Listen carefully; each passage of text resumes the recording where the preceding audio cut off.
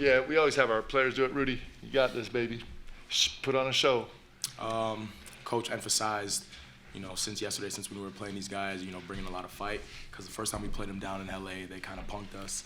And then that second trip when they came up to the mountains in Provo, we brought the fight. So we kind of tried to do that again, this time on a neutral floor, and I feel like we executed that well. Questions? Rudi, you said a couple weeks back in Provo, you said when we get to Vegas, we're going to be dangerous and people are going to watch out for us. How do you feel that's worked out for you guys so far? I feel like I knew what I was talking about, It's just you got to be good at the right time, and, teams got to be their best in March, obviously, and I feel like we're trending in the right direction in that regard.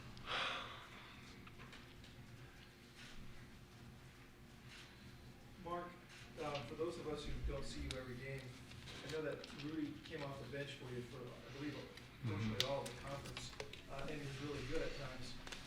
Now you're starting him again. Tell us what went into your thoughts on that. Well, Rudi's, we talk about this with our local media all the time. Rudi Williams is going to be a guy we talk about for the next 10 years at BYU as being one of the great teammates of all time. The definition of making it about the team first. He's an unbelievable leader, and so we made a switch maybe 10 games into the season, started bringing him off the bench, and all he did was embrace that role and become not just a great player off the bench, legitimate argument for Sixth Man of the Year in our conference, but also an unbelievably gracious and generous mentor to Dallin Hall, a freshman who took on a starting role. And it was crazy because we made the change in the very first game after that Rudi was coming off the bench. We had our last little pregame speech, 10 minutes left, the guys are going back on the floor, and Rudi grabs Dallin and is like, okay, Dallin, I'm going to be on the bench, I'm going to watch this and this and this, and I'm going to let you know what's happening, what I'm seeing out there from the bench, and that's the kind of relationship that they have. And so, I do have this deep belief that seniors are magic. We talk about that all the time. There is something about seniors. Senior years are really hard because there's so much pressure and it's your last go around. But the seniors who have really put in the time and really battled, they break through that at some point and they just do things that are really special, like Rudi has done the last couple games and so many different times this season. Spence kind of keeping with the theme, the Rudi tributes and whatnot. What's he kind of meant to this team as a guy who you've been around this team and like 15 others in your career, but it kind of feels like he's been here for 10 years as far as being here for one. What's he kind of meant to this? He feels like he's been here for 10 years too. Look at him. That's gray hair. Is that gray hair? I think it might be some gray hair. He's covered with the headband. It's the headband. Great. We were just barely talking, and Rudi's like, hey, this is what veteran guys do. They make smart, decisive, like game-winning plays. And, I mean, Rudi's been played college basketball for a couple of years, and he's a vet guy, and he knows how to play. He knows how to lead. So it's just huge for our team that with so many young guys, like what Coach was talking about, that, you got to have dudes in there that are – leaders for your team. He does a great job on the floor. He does a great job off the floor. We're just fortunate to have him. Coach, it seems like even when the Tiki gets a block, whether it's a goaltend or a natural block, it just gives you guys energy. How do you feel like you play with the minutes, knowing you guys with some foul trouble tonight? Yeah, I told the guys we were in the last media timeout, and I felt like Tiki's eyes were rolling behind his head. He was so tired because he had a hard job tonight. He spent a lot of time in a blue switch where he was ISO guarding Cam Shelton, one of the most explosive guards in our league, and did an incredible job playing the most minutes that he's played so far. I thought he was outstanding, and he's an example of a guy who's getting towards the end of his sophomore year, and he has paid his dues for a long time, and he's come in every day with an incredible attitude, a ton of joy, a great work ethic, and then all of that work and preparation was for a night like tonight where he had to step up.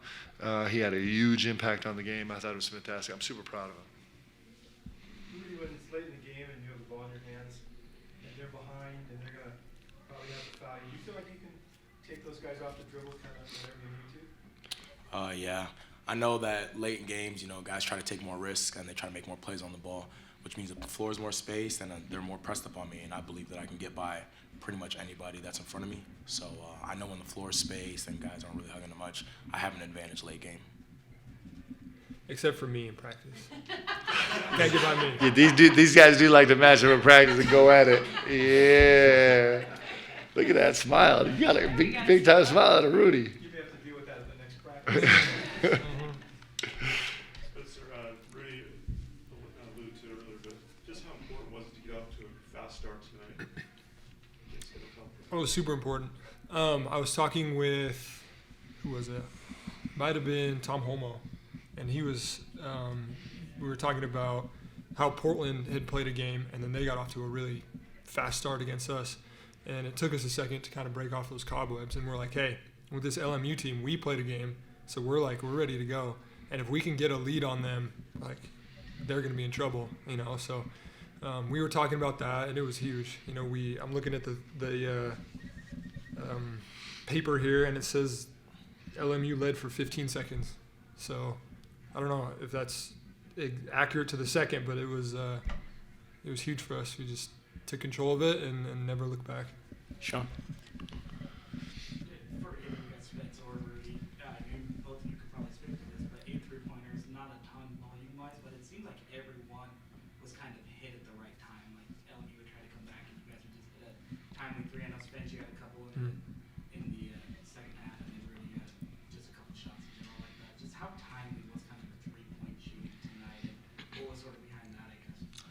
I would just say, they were timing threes, and they were pretty loud. We hit them at the right time. Like, I can recall one, we were in a little bit of a scoring drought, a little bit minutes going through the second half, and I drove in the paint, and I was going to probably shoot a tougher shot, and then I seen Spencer at the last second, and he stuck that 3, and that kind of got us going a little bit, got us some energy to go get a stop, because we were giving up a lot of buckets to begin the second half, and we were in a scoring drought, so, they were just timing loud threes. Jeff? How about your boy also at the end of the first half, Dallin Hall making a couple tough ones, yeah? Yeah, he's done that a couple times this year. I was on the bench, I swear, and I was like, he made it. So he's done that a couple times. Yeah. Yeah. What, you guys have St. Mary's now. How do you speed them up? They're so deliberate. I just say, we kind of shrink the floor with them and then make them make decisions that they don't want to make, kind of limit keeping the ball out of guys' hands like Aiden Mahaney, Logan Johnson. I do remember when they came up to Provo, we pressed them a little bit. That game we were shorthanded, and we gave them a little bit of troubles like that. So, I'm not the coach, but I do remember those things that, we had some success with. He says that in jest. We do everything that Rudi says. That is not true. Jeff? Rudi, get back to the business of starting and not starting it. Does it matter to you at all? And what does it mean to you, though, that your coach feels like you need to be in the starting lineup at this time of the year? To me personally, it really doesn't matter because I still know what I am to this team and what I have to do when I'm starting the game or when I come off the bench and come into the game. But it just kind of shows that the relationship me and Coach Pope have, that we're versatile and we're flexible with it. Like he can start me, he can not start me, and there's no bad blood between us, and we have the same goal, is still to win the game. Rob? Rudi, when you're at BYU, they acknowledge you on senior day for 1,000 career points. I don't know if you know this, but you're at 2,000 now in your college career. Just talk about everything leading up to this moment and just how BYU has made you who you are in your last year, just everything in general. That's a whole lot of step backs. No, I'm just joking. It just shows credit to the journey I've been on and how much I've had to work to even get up to this point right now in time, and it's a cool nod, but right now I'm focused on winning. Any other questions? Yeah. For Spencer and Rudi, what does it mean to get another crack at St. Mary's after 2 really tough, hard-fought battles, and you get them again on Monday? We're looking forward to it. People always say it's hard to beat a team 3 times. So definitely we're going to take this Sunday tomorrow to prep. And, we're going to come out and fight. And we're going to give them a game. Any last questions? Great. Thank you, guys. Congratulations. Thanks, guys. Congrats,